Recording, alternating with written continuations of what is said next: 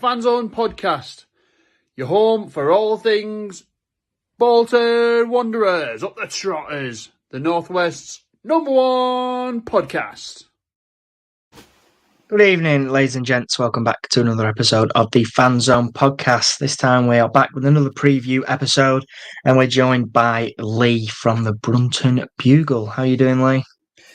Yeah, not too bad. Looking ahead to this weekend's game. It'd be nice to have a good away following up at Brunton Park as well. That's been one of the real bonuses of being back in League One, is not having 200 fans coming up in January for a game from Cheltenham and Forest Green and places like that. Having big followings. Even like the smaller teams are bringing up bigger followings, and it's nice. Yeah. It sounds weird. You wouldn't think you'd enjoy that, but it's good to have good atmospheres in the ground. No, definitely. Absolutely. We're looking forward to coming up to Carlisle. Making for an interesting game. Chris, how are you this evening? Yeah, good. Yeah, likewise. Looking forward to a good away game.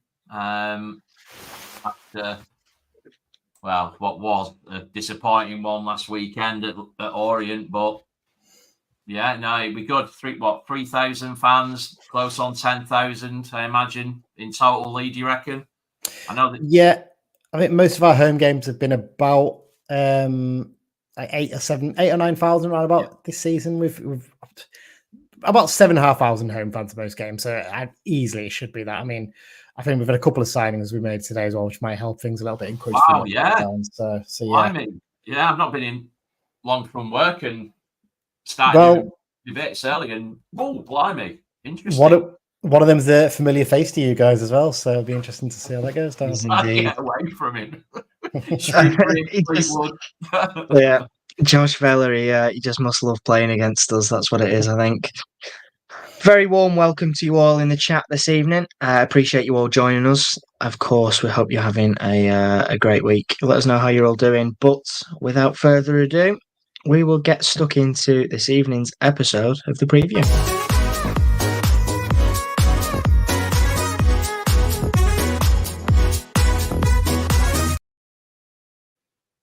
So, of course, Wanderers will take an away visit to Carlisle United, and it's going to be a good game, hopefully. Not that we all need a reminder, a different outcome to the one in the home leg. I'm sure we will not be fancying a repeat of that one. But, Lee, what are you expecting from Wanderers turning up at Brunton Park, and how do you expect Carlisle to shape up against us? Are you confident?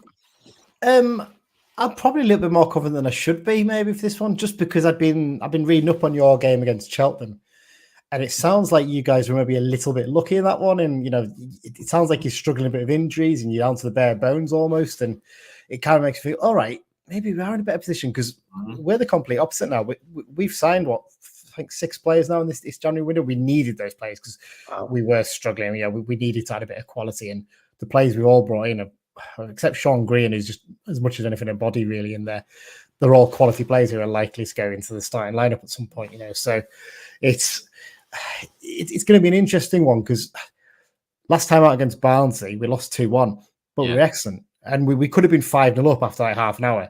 Genuinely, Dan Butterworth had a chance to score a hat-trick in the opening 12 minutes and messed it up. And Luke Armstrong did score. We had a couple of chances, and into the second half, they got a bit more into it, Barnsley, and then they were a bit better. But their goal was just one of those ones with, I think it's Devante's goal score for them, and it's a great finish from a tight angle. It's really annoying. That's right. Yeah, it was at Oakwell, wasn't it? That's right. Yeah. Yeah, it was a good finish. And then the penalty is about as soft of a penalty as you'll ever see. It's ridiculous. How it was given, I don't know. And then that just completely deflated us. And it was kind of like, how have we come away from this game with nothing when we actually played really well for the first time in ages? So our game against Cheltenham being called off last weekend was a bit frustrating, because it's kind of like it would have been a good marker to see, okay, where are we at actually? Can we actually put 2 good performances together? That's been our problem all season. We brilliant performance against you guys to win. Next game against Leighton Orient, we lost 1-0 and we just went really flat. We just can't. There's no confidence is a big issue of us this season. But with these new faces coming in, you start to see those players have got a little bit of needle about them. I know from what I've read, Josh Veller is going to be someone who definitely has a bit of needle with his 13 yellow cards he's had this season. Harrison Neal, who we signed, who was at Stevenage first half season, but at Barrow last season, he loves a tackle. First few games, he'd be flying into them, really getting the fans going. And Luke Armstrong looks up for the battle up front as well. So I think we're giving ourselves as good a chance as we can. But the key thing for us, as much as anything, is get a bit of momentum going into the final stages of the season. So even if we do go down, if the worst happens, we can kickstart next season and really have a good go in League Two with, what should be a really decent squad, because the new owners have really come in and they've really backed Simmer and off the pitch as well. They've done some brilliant stuff too. So it's going to be an interesting one. The owners are back over. They missed the last home game. I think it was against Oxford. They'd gone back over to Florida, but they're back over for now. Tom and Patty Piatic. So I think they're here to maybe for the last couple of days of the year transfer window to try and maybe push at least one more signing over the line possibly. So yeah, it's going to be a very interesting one to see what happens this weekend. Absolutely. Chris, how are you feeling heading into the game? That summary from Lee is, it's giving me the heebie-jeebies. That's made me a little bit nervous. 6 new signings, Josh Vella into the mix. October, 7th of October, 3-1 after going 1-0 up. But it's going to be challenging. I think it is certainly a different game, because back in October we were pretty much at full strength in terms of personnel, whereas, as Lee quite rightly pointed out, that we're short of numbers. Another long-term injury announced today for Randell Williams, who's going to be out for another 6-7 weeks. Sort of similar injury to Will Forrester, grade 2 hamstring. Allegedly, we have a new recruit coming through the door tomorrow. Well, it'll have to be tomorrow, because supposedly they're going to be ready for Saturday. Who that will be, I've seen a few names mentioned. I think that one, based on the process of elimination, the most likely outcome will be Niall Ennis, coming in from Blackburn on loan until the end of the season, who obviously did great things with Plymouth last season. So that would give us a boost, but we can't. I don't think we're going to be signing another 5 on top of him to match Carlisle. Out of that 6, Lee, what for you personally? Who do you see as who's been the signing out that 6 that's made you think, like that? It's a good question. That I'd probably say Luke Armstrong, because obviously he's someone who a lot of fans will know. Wrexham were very close to signing him in August. Yeah. They famously put that picture of the moon, isn't it? Say Neil Armstrong, that was the joke, wasn't it? And turns out they hadn't got the paperwork done in time. Which really, is that what it was? Is that why it fell through? Seemingly the paperwork is all done too late. There's a few suggestions that, because technically it's an international transfer, because you're going over to the FA of Wales. There's a lot more involved with most of the transfers that Wrexham do. But seemingly they didn't get the paperwork done in time, and Armstrong had gone down there and had agreed this, what will be a life-changing contract for him, really. And obviously he had to go back to Harrogate with his tail between his legs. And I don't think Harrogate were particularly angry. They're just like, it's the reality of it, isn't it? He's going to be disappointed in that. You can't deny the lad, really, can you? That opportunity. It's, obviously, I don't want to pen them the Disney club, but there is obviously that extra level of expectation and sort of potential, even though they are a lower league club than us and yourselves, that they're going places. And so obviously he goes back then, and it's difficult for them to integrate him back into the squad. Then they've accepted he's going to go in January. As it is, I think Wrexham were going to pay about £500,000 for him. We've got him for allegedly half that much, because basically Harrogate just accepted, look, we just need to get him out there, and he's not going to go to Wrexham now. Wrexham, I think, signed Stephen Fletcher after that on a free, and so for us, it's worked out brilliantly, because we were actually keen on him back then, but we were just told what the price was, and that was before the takeover. Not a chance. We can't get anywhere near it. He's up. We don't know the exact fee. We understand it's about $250,000 plus add-ons, which makes him comfortably our record transfer. So he's just looked like he's added a bit of edge to our attack. He's a big target man, but he's also mobile. He gets about the pitch. He covers a lot of ground. Against Barnsley, he was constantly pressing the 2 centre backs, and it really caught. He was sort of lurking in little areas, and he actually picked up. The goal came from basically the goalkeeper passing it to him by accident, because he just took that little step to the side to fill a bit of space, came to him, and he put it into the net from 30 yards. Really good finish. And there's encouraging signs of him. But I would say on top of that, Harrison Neal definitely as well looks like he's a really good addition in midfield. And we've needed a goalkeeper, because Thomas Hurley's confidence just went off a cliff in December. He had 3 games in a row where he made mistakes, and it looked like we needed someone. Harry Lewis coming in from Bradford, I should say, has made a big difference, and it's got the added bonus. It's really wound up the Bradford fans big time. The fact that we've, the keeper who made a mistake, he made the mistake in the playoff semi-final against us as well, which makes it even worse. He basically came for a cross that our defender got in and nodded into the empty net ahead of him. And now he's signed for us in League One. He might well be in League Two as next season, but for a long-term signing, he looks like a really good addition as well. Shrewd. Certainly making some shrewd business, as you just said there, in the January transfer window. Wanderers not quite as active as of yet. Obviously, the rumour being that 4 new signings will be making their way in, but we will edge away from transfer speculation and take a look at our season so far for our away visit to Carlisle.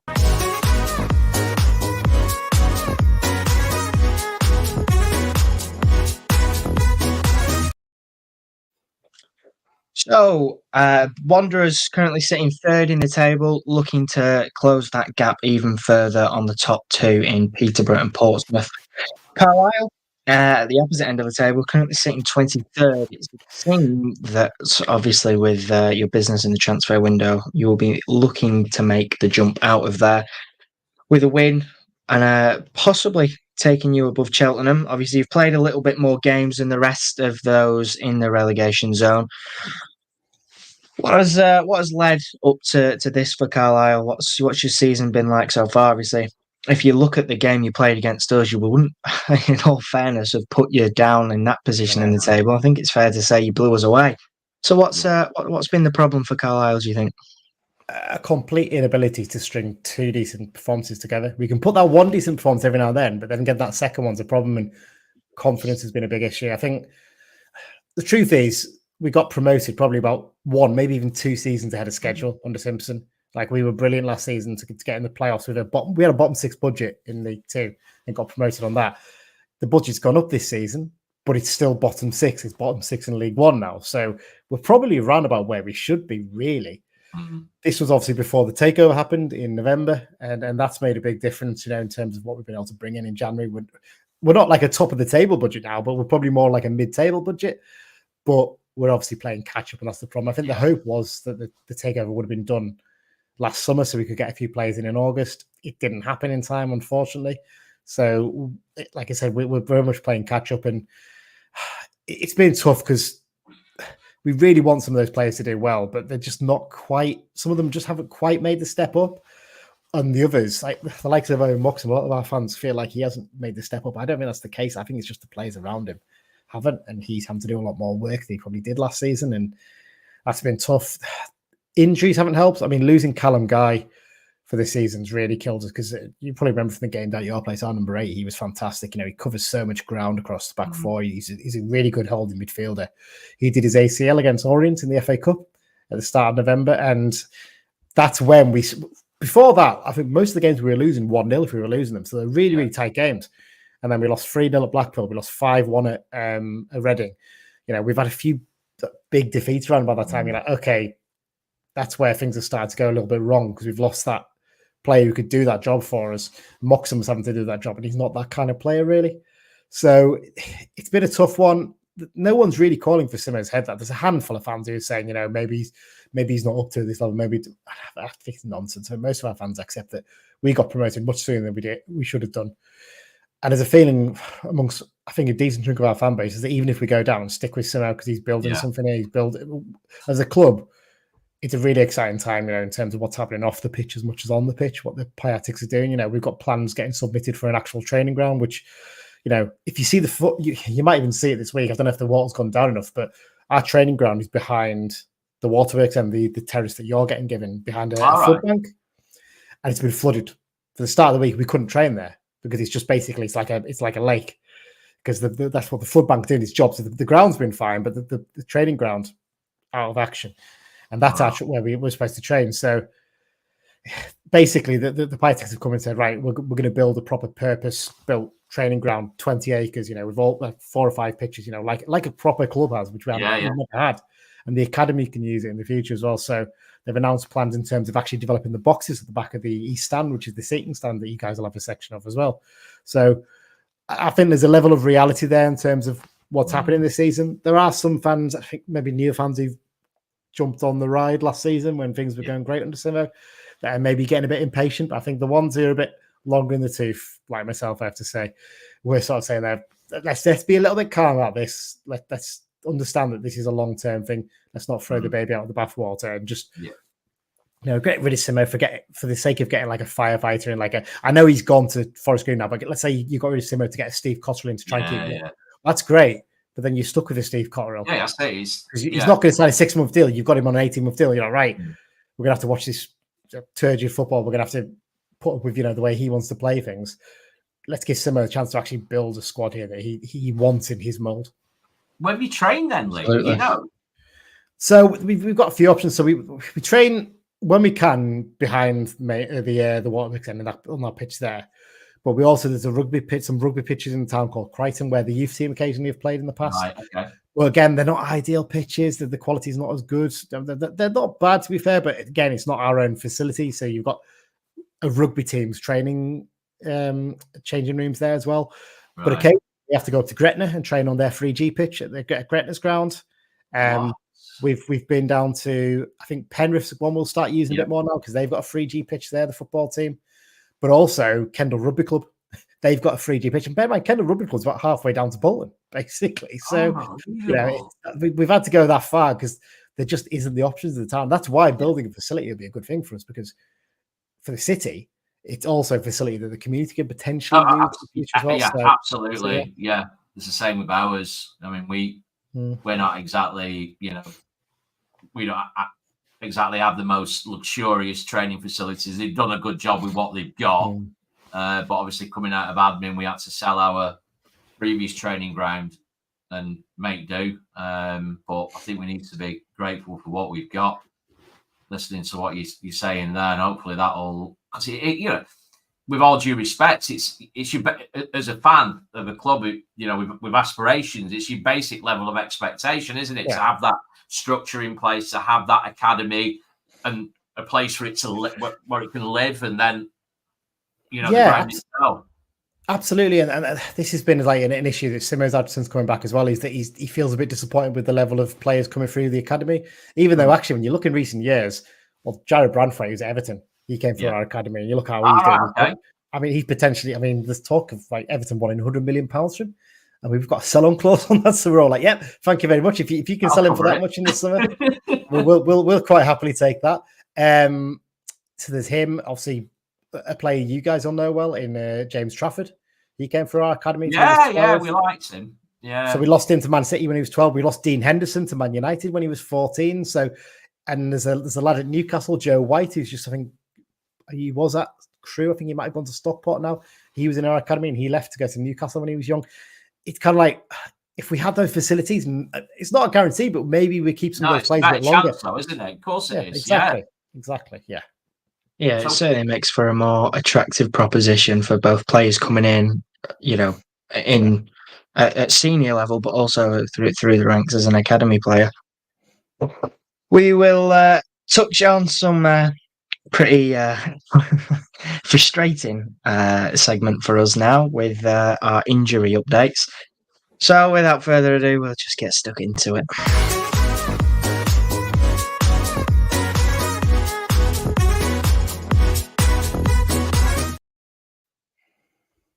It really feels like we'd just gotten away from this, but obviously the news in camp is that Randall Williams will be out for 6 to 7 weeks with a hamstring injury, adding to the growing list of Kyle Dempsey, who will also miss the game following his injury against Cheltenham. Will Forrester, who's also out. Danham Lunderloo with obviously the long-term injury, with George Johnston with a long injury, Gethin Jones, who's out with Australia. Thankfully, we'll have Mendes Gomez back, but I don't think he can play centre half. So a little bit thin on the ground at the minute.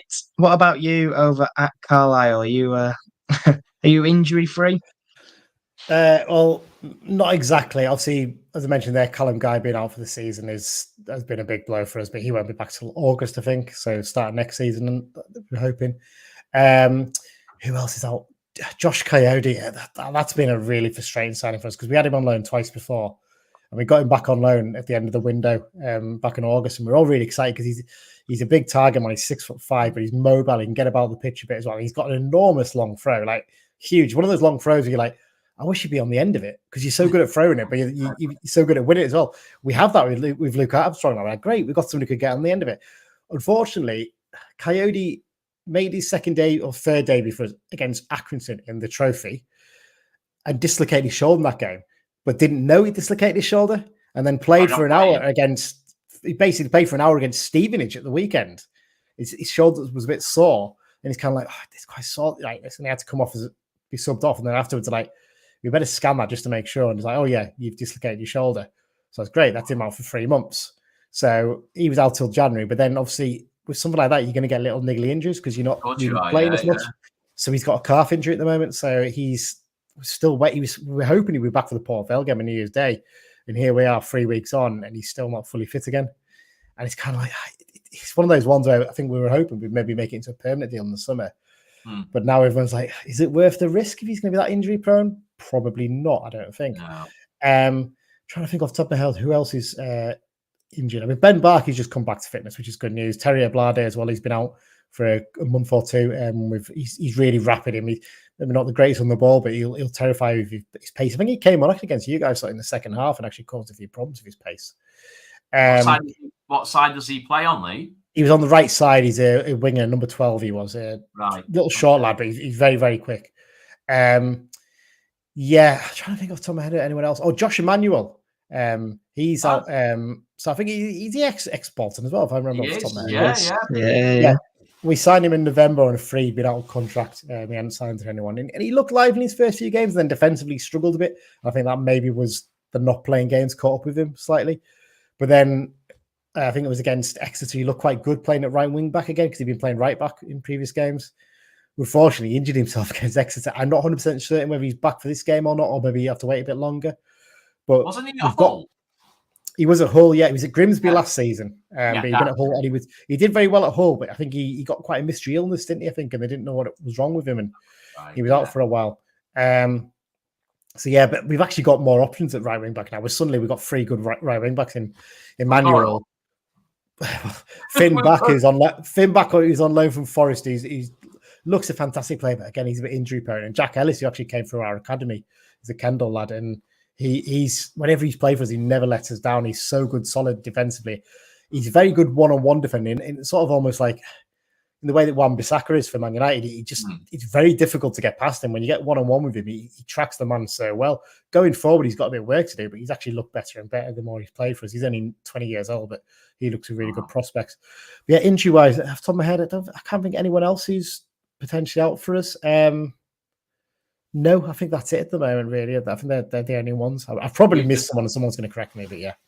We've just had an update as well, Lee, that, and I, as I say, I've not long been in from work, so my research isn't as in-depth as it normally is. But I saw an article earlier, and a couple of people have mentioned it, in the chat, that Kyle Dempsey is actually fit and ready to go, and the injury wasn't as bad as first thought. He came on as a sub the other night against Cheltenham, went on a marauding run, Bodvarsson, and he pulled up and it looked pretty bad. But seemingly he's been given a clean bill of health and he will be in the squad for Saturday. Being a Carlisle lad, one would hope that he's up for it. He's not been in the best of form recently after coming back from injury, but hopefully, we'll have no choice but to play him because midfield is down to the bare bones. Bare, shall we say. It is indeed. I've just realised I've missed one player who's injured. That's Jockle Anderson. He's one of our goalkeepers. He's on loan from Reading. He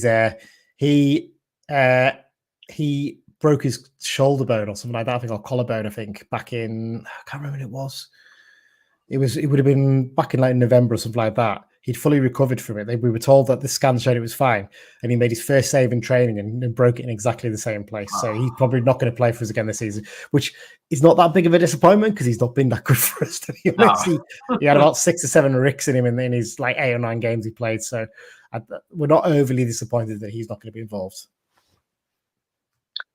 Yeah, certainly bare bones in camp for the Wanderers. Hopefully, with the signings coming through the door, at least one will be available for Carlisle. We'll have to wait and see. But I think that rounds off this evening's episode. I've got one. Sorry, I've got to ask because obviously he. I think outside of Brunton Park, if you talk about Carlisle, the first name that people always mention is Owen Moxon. And thinking about obviously the introduction of Vela and some of the other new signings into that area of the park, do you think that the club? I noticed he's not going to sign a new contract. Yeah. So, what's your thoughts on the situation with Moxon, Lee? It's a strange one. Like some of our fans are getting a bit hepped up about it, and I think it's a bit silly. Really, they're acting as if he owes us a living or something when he doesn't. He's brilliant for us last season. I wouldn't say he dragged us up to League One, but he was a massive part of the reason why we went up. He's 26. He's not a youngster. That's the thing. I think some of our fans forget he joined us as a 24-year-old, having left as a 16-year-old before he even got to YTS deal. He's probably only got 2 big moves left in his career, possibly. And his stock's really high. I don't blame him really for the fact that he's going to keep his options open. If we stay up, he may well still sign a deal. I don't know. But if we go down, does he want to be stuck in League Two? Of course he doesn't really. He wants to potentially, be playing in the Championship, I guess. So I don't think we'll sell him. I think we'll stick with him unless it's a stupid offer. Like, let's say someone came and said, well, we're going to pay £500,000 for him. Well, he's out of contract 6 months. Yeah. Maybe, but it'd have to be an absolutely stupid offer thing to let him go. We wouldn't accept the £250,000 that Blackpool offered us in August. I think it was for him. I can't see us accepting an even similar offer now. because I think he's too important. And yeah, he hasn't been as good this season, but he's still been very good. His stats show that he's one of our best performers. So I kind of feel like the likeliness this weekend is I think Josh Vela probably will come straight in, but I think you're more likely to see a midfield of Moxon, Vela, and Harrison Neal, and we'll try and keep it compact and battle for it. And Butterworth and Armstrong will pick up the pieces. And what you'll find is our 2 wing backs will get up and down the pitch as well a lot. And John Mellish actually as well will push forward from defence. He loves to go into attack when we play back free. I think when we played you guys down at the Tough Sheet, I think we played a back 4 in that game. So I don't think you really got to see Mellish pushing forward in the same way that he normally does. Though, didn't he? Well, he scored in the wrong net, yeah. But, that was the only way we were going to score that day. but yeah, he when we play a back 3, he plays on the left side and he will bomb forward like mad all the time. He'll be constantly looking to attack. So yeah, it'd be interesting to see what he does in this game. Excellent. Absolutely. I know I'm looking forward to it, hoping that Wanderers can come away with 3 points and close that all-important gap on the top 2. But equally, Carlisle will be well up for it, hoping to spur themselves on and jump out of that relegation zone and avoid the drop back into League Two. So thank you very, very much for joining us this evening, ladies and gents. It's been a pleasure to have you with us, and thank you very much, Lee from Brunton Bugle. If you want to find out any more about the Brunton Bugle and go and have a watch of some of their stuff, their link is in the description. But thank you very much for joining us. And until the next one, take care, and we will see you very soon. Cheers all. Cheers.